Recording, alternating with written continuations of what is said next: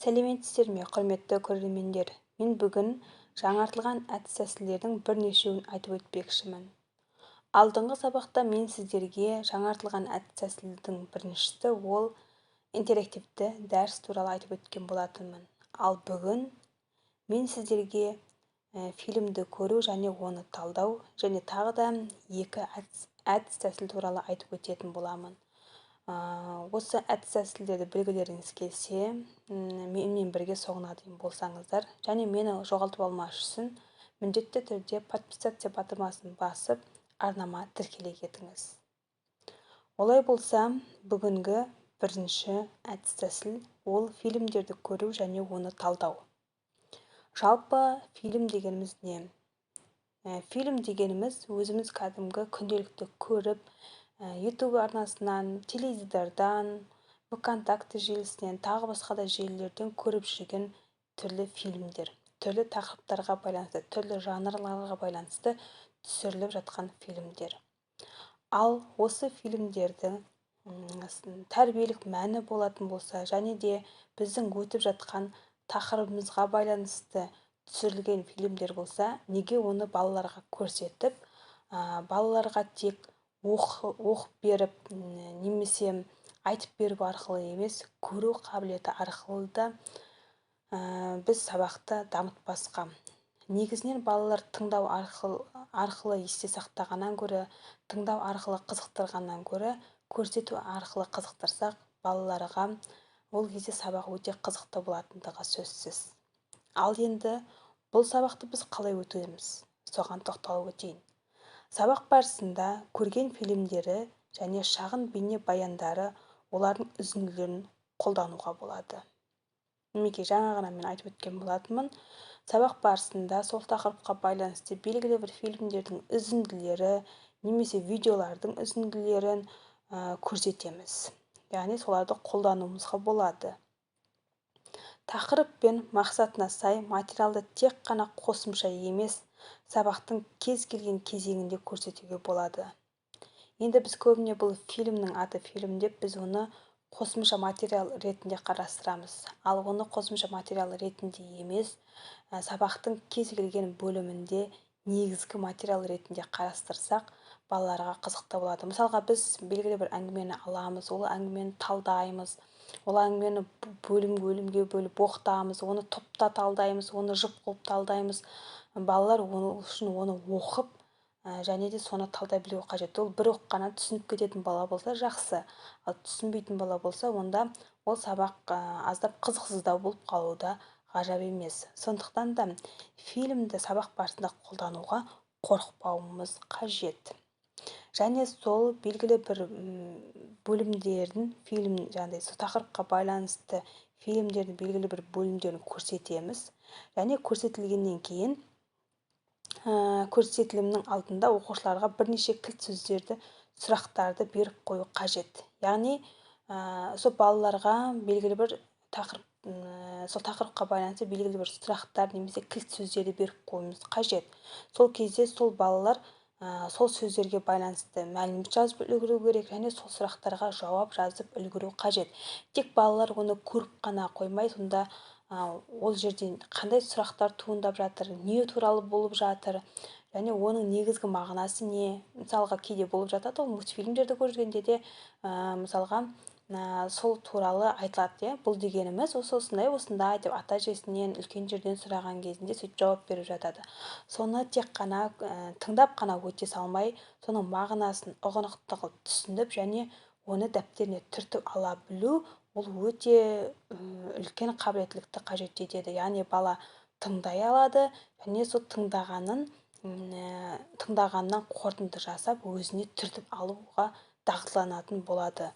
Сол кезде балалар күнделікті көріп жүрген мультфильмдер мен фильмдерін жай ғана көре салмай, одан белгілі бір қорытынды шығаруға тырысып отыратын болады. Бұл талдауға негіз болатын сұрақтар. Яғни жаңағы берілген сұрақтар талдауға негіз болатын негізгі сұрақтар болып табылады. Фильмді арнайы таңдалған жерлерінен тоқтатып, дискуссия өткізуге болады. Яғни сол берілген бөлімдерін тоқтатып арқылы, енді осы жерде не туралы айтылған, әрі қарай бұл фильм қалай өрбиді деп ойлайсыңдар? Неге бұл жерде осы туралы айтылып жатыр деген сияқты сұрақтарды қою арқылы біз балалардың миына шабуыл жасаймыз. Және де балалар ол фильмді әрі қарай көруге қызығатын болады. Соңында оқушылармен бірге талдап қорытындысын шығару қажет. Яғни бұл фильмдегі аларымыз не? Бұл фильм жалпы не туралы? Неліктен тақырыбы бұлай деп айтылған? Бұл фильм бізге қажет па, қажет емес па? Және де авторы бұл фильмнің жаңағыдай әңгімесі болды ғой негізінде. Әңгімеге байланысты белгілі бір әңгімені алып, соған фильм түсірілді, иә. Бұл жерде неліктен осы кейіпкерді алған деген сияқты, неліктен осындай оқиға болып жүргізілген деген сияқты талдап жүргізу арқылы біз балаларды сабаққа қызықтыра аламыз. Сондықтан да сабақ барысында осындай фильмдерден, видеолардан үзінді қоюға қорықпауымыз қажет. Ал бүгінгі екінші әдіс ол пила 2 деген әдіс. Бұл әдіс 4-5 адамнан құралған топпен оқушылардың жұмысын көздейді. Яғни әр топта 4-5 адамнан ғана болады. Кіші топтың әрбір мүшесі ортақ жұмыстың жеке бір бөлігін алу орнына бүкіл шағын топ сол бір жұмыспен ғана жұмыс істейді.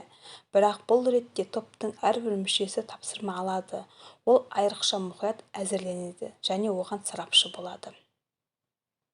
Яғни белгілі бір тапсырма берілген кезде сол тапсырманың әрбір бөлігін сол топтың мүшелері алады және де олар оған сарапшы болатын болады. Яғни сол тапсырманы орындау барысында сарапшы болып тағайындалады.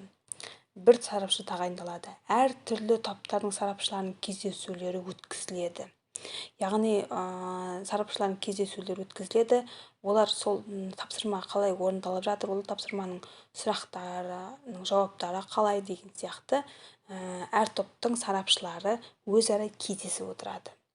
Сабақтың соңында барлық оқушылар бағаланатын жеке бағалау кестесін өткізіледі. Яғни сабақтың соңында сарапшылар барлық оқушылардың бағалау кестесін толтырады. Және де оны әкеліп өткізеді. Өткізгеннен кейін оқушылардың нәтижелері жинақталып, ең жоғарғы балдарға қол жеткізген шағын топ марапатталады. Яғни сол сарапшылар осы топтағы мына оқушы осылай жұмыс жасады, мына оқушы осылай жұмыс жасады, олар сұрақтарға толық жауап берді, яғни толық емес жауап берді деген сияқты сарапшылар жұмыс жасау арқылы ең соңында қорытынды шығарылып, ең жоғарғы балл жинаған топ жеңіске жететін болады. Және сарапшылар да сол балалардың, оқушылардың өздері болып табылады. Яғни қанша топқа бөлінеді, сонша сарапшы болатын болады. Мінекей сабақты да осылай да қызықты етіп өткізуімізге болады. Бірақ бұл әдіс тәсілді бастауыш сыныпқа беруге ұсынбас едім, өйткені олар оны түсінбейді және де оларда ондай бәсекелестік онша бола қоймайды. Сондықтан да бұны жоғарғы сыныптардан бастап өткізуді ұсынар едім. Ал бүгінгі сабақта танысатын үшінші әдісіміз ол аквариум әдісі болып табылады. Аквариум әдісінің мақсаты оқушыларға проблеманы талдауға, еркін кіруге және шығуға мүмкіндік береді. Яғни белгілі берілген жағдайды талдауға және соған еркін кіріп, өзінің ойын еркін жеткізе алуға мүмкіндік береді. Өткізу кезеңдері. Оқушылар мұғаліммен бірге 2 шеңбер құрады. Сыртқы бақылаушылар және ішкі белсенді қатысушылар. Яғни топтағы барлық оқушылар, яғни сыныптағы барлық оқушылар 2 шеңберге тұрады. Және де бұл шеңберге мұғалім де қатысатын болады. Оның сыртқысы бақылаушылар, ал ішкісі белсенді оқушылар болып табылады. Ішкі шеңбердің мүшелері мұғаліммен ұсынылған сұрақты талқылауға белсенді қатысады. Басқа оқушылар бақылайды және олардың қайсының нұсқасы қызықтырғанда ғана сөз сөйлейді. Олар толықтырады, сұрақтар қояды, нақтылайды. Сонымен қатар оны өз нұсқасымен қызықтырған бақылаушы белсенді қатысушының қасына тұруға тиіс. Яғни бақылаушы топтағылар бақылап отырады да, белсенді қатысып отырған оқушының жауабы оны қызықтырса, және де сол қызықтырған жауапты әрі қарай өзі де бірге толықтырып, және сол белсенді оқушының қасына барып тұрады. Осылайша бақылаудағы оқушылар белсенді оқушылардың қасына жинақталып, барлығы бір шеңберде белсенді оқушылар қатарында қосылатын болады. Мінекей бүгін осындай жаңартылған 3 әдіс-тәсілді айтып өттім. Бұл әдіс-тәсілдерді өздеріңіздің сабақтарыңызға қолдансаңыздар, сабақтарыңыз қызықты өтетіні сөзсіз. Келесі әдіс-тәсілдер сабағына белсенді қатысыңыздар, және де мені жоғалтып алмас үшін тағы да подписаться батырын басуды ұмытып кетпеңіздер. Келесі кездескенше сау болыңыздар.